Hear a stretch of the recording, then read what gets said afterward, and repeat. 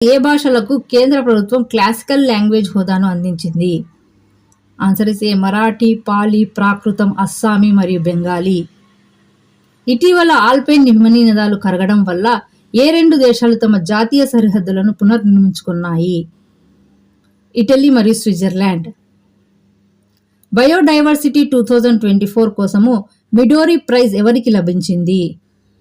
ఏ వెరా వెరోనోవా మరియు ఇసాబెల్ అగస్టినా.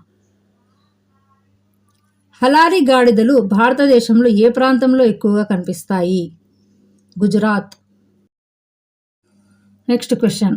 గోవా సమీపంలో భారతదేశం మరియు ఇటలీ మధ్య జరిగిన నావికా విన్యాసంలో పాల్గొన్న భారత్ విమాన వాహక నౌక ఏది? INS Vikramaditya. Next question. Disaster risk reduction 2024 పై ఆసియా పసిఫిక్ మంత్రుల సమావేశం ఎక్కడ జరిగింది? Manila, Philippines.